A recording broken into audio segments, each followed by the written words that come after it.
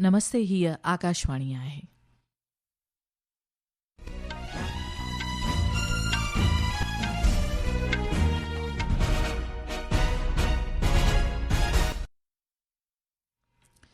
सुबुह जे सिंधी समाचारनि सां गॾु मां गीता भाटिया।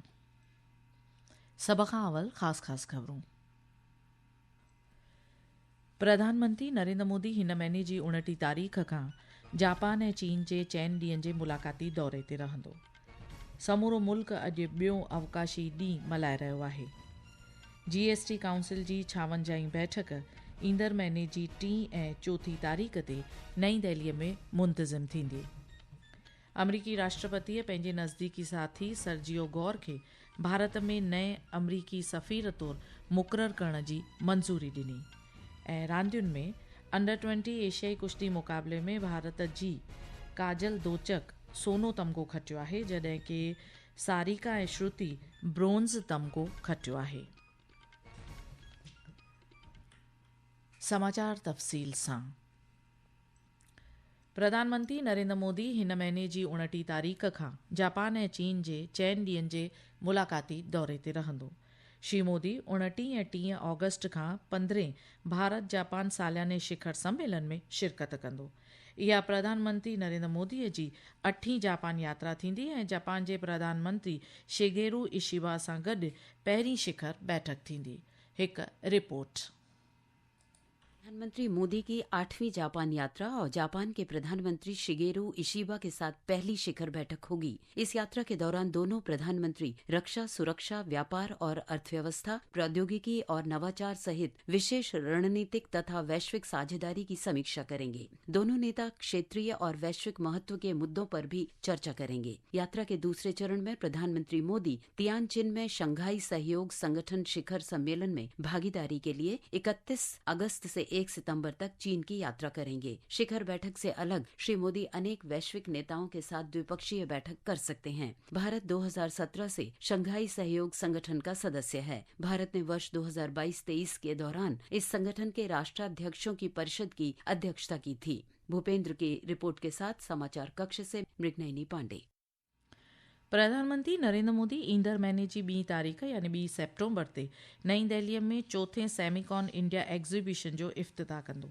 3 ॾींहनि जी इन एग्ज़िबिशन जो मक़सदु माइक्रो इलेक्ट्रॉनिक्स ऐं सेमीकंडक्टर खिते में मुल्क जी वधंदड़ सघ, क़ाबिलियत ऐं ख़्वाहिशुनि जो नुमाउ करणु आहे। काल्ह नई दिल्लीअ में इख़बारी कॉन्फ्रेंस खे ख़िताब कंदे IT ऐं सूचना तकनीक वज़रात जे सेक्रेटरी S कृष्णन ॿुधायो त इन नुमाउ में पहिरियों भेरो जापान, ॾखण कोरिया, सिंगापुर ऐं मलेशिया जा जुदा जुदा 4 मंडप शामिल थींदा। लॻभॻि 250 खां बि वधीक कंपनियूं पंहिंजनि उत्पादननि जो नुमाउ पिणु कंदियूं। शयूं ऐं शेवाऊं ॾल GST काउंसिल जी 56वीं बैठक ईंदड़ महीने जी 3 ऐं 4 तारीख़ खां नई दिल्लीअ में मुंतज़िम थींदी। मरकज़ी माली वज़ीराणी निर्मला सीतारमण बैठक जी सदारत कंदी। GST काउंसिल जी गुज़िरियल बैठक गुज़िरियल साल सेप्टेम्बर में राजस्थान जे जैसलमेर में थी हुई। इन दौरान शयूं ऐं शेवाऊं ॾल सां लाॻापियल केतिरा ई अहम फ़ैसिला वरिता विया हुआ।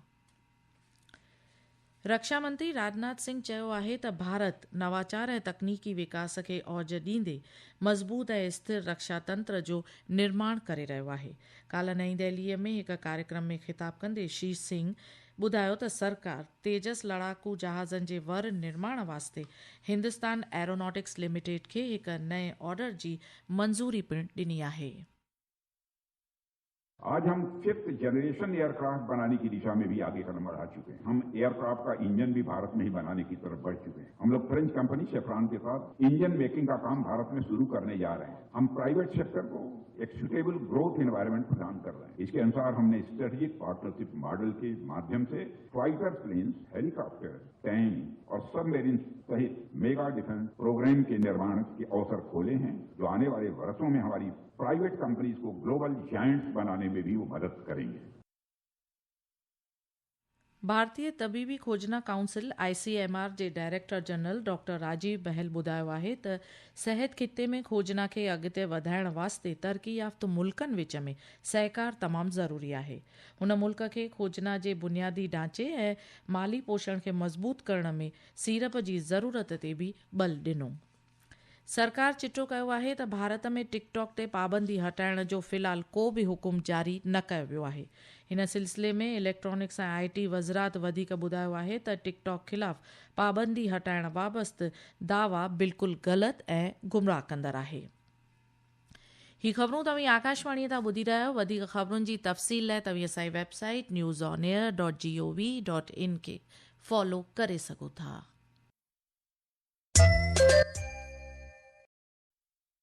अॼु समूरो मुल्क ॿियो राष्ट्रीय अवकाशी ॾींहुं मल्हाए रहियो आहे। वर्ष 2023 में आज के ही दिन चंद्रयान 3 मिशन ने चंद्रमा की सतह पर विक्रम लैंडर की सुरक्षित और सॉफ्ट लैंडिंग की थी। इसके साथ ही भारत चंद्रमा पर उतरने वाला चौथा और चंद्रमा के दक्षिणी ध्रुवीय क्षेत्र के पास उतरने वाला पहला देश बन गया था।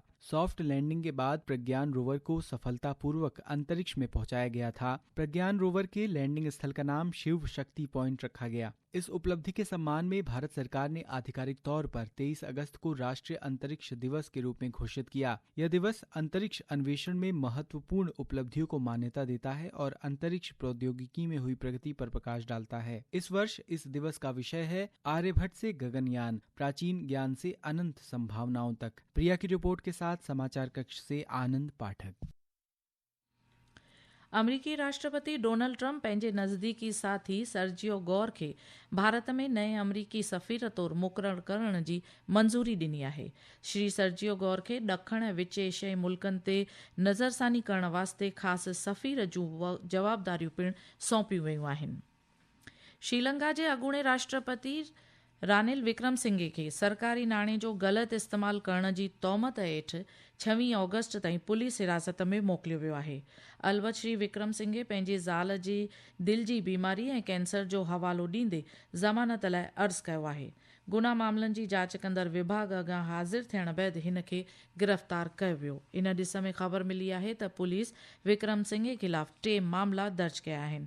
इन मामले बैदि श्रीलंका में हाणे सियासी विवाद पैदा थियो आहे। आबोहवा महकमे अॼु राजस्थान जे ओभरी हिसे में ज़बरदस्त मींहं थियण जे मद्देनज़र रेड अलर्ट जारी कयो आहे। मौसम महकमे ॿुधायो आहे त दिल्ली, हरियाणा, बिहार, झारखंड, गुजरात सां गॾु उत्तर भारत जे कुझु हिसनि में ईंदड़ 2 खां 3 ॾींहनि दौरान ज़बरदस्त बरसाति पवण जो अंदेशो आहे। बुल्गेरिया जे समकोव में अंडर 20 एशियाई विश्व कुश्ती चटाभेटी में भारत जी काजल दोचक सोनो तमग़ो खटियो आहे, जॾहिं कि श्रुति ऐं सारिका ब्रोंज़ तमग़ो हासिल कयो आहे। अंडर 20 एशियाई कुश्ती मुक़ाबले में 17 सालनि जी काजल 72 किलो वज़न वारे मुक़ाबले जे फाइनल में चीन जी यूकी खे 8-6 तां शिकस्तो कयो। नौजवान ॿोधी विद्वाननि जो 3 अंतर्राष्ट्रीय सम्मेलन काल्ह नई दिल्लीअ में मुंतज़िम थियो। इन आलमी कॉन्फ्रेंस में रूस, वियतनाम, कंबोडिया, श्रीलंका ऐं भारत सां गॾु घणनि ई मुल्कनि जे नौजवान विद्वाननि, प्रोफेसरनि, भिक्षुकनि, नाम्यवर हस्तियुनि शामिल हुयो। ध्यानु ॾियारियो त सक़ाफ़ती वज़रात जी ज़ेर सां अंतर्राष्ट्रीय ॿोधी इदारो ऐं डॉक्टर अम्बेडकर इंटरनेशनल सेंटर गॾिजी इहो सम्मेलन मुंतज़िम कयो। सरकार ॿुधायो आहे त जारी ख़रीफ़ मुंद दौरान सूबनि में भाण मुनासिब ऐं मुकमल तादाद में मौजूदु आहे। कीमियाई ऐं भाण वज़रात बयान जारी कंदे वधीक इहो ॿुधायो त 143 लख मैट्रिक टन जी ज़रूरत जी भेट में कुल यूरिया जी दस्तयाबी 188 लख मैट्रिक टन थी आहे। आख़िर में ख़ासि ख़बरूं हिकु बार ॿीहर। प्रधानमंत्री नरेंद्र मोदी हिन महीने जी 29 तारीख़ खां जापान ऐं चीन जे 4 ॾींहनि जे मुलाक़ाती दौरे ते रहंदो। समूरो मुल्क अॼु ॿियो अवकाशी ॾींहुं मल्हाए रहियो आहे। GST काउंसिल जी 56वीं बैठक ईंदड़ महीने जी 3 ऐं 4 तारीख़ ते नई दिल्लीअ में मुंतज़िम थींदी। अमरीकी राष्ट्रपति पंहिंजे नज़दीकी साथी सर्जियो गौर खे भारत में नए अमरीकी सफ़ीर तौरु मुक़ररु करण जी मंज़ूरी ॾिनी। ऐं आख़िर में अंडर 20 एशियाई कुश्ती मुक़ाबले में भारत जी काजल दोचक सोनो तमग़ो खटियो आहे, जॾहिं कि सारिका ऐं श्रुति खे ब्रोंज़ तमग़ो मिलियो आहे। आकाशवाणीअ तां सिंधी समाचारनि जो अंक हिते पूरो थियो। नमस्ते।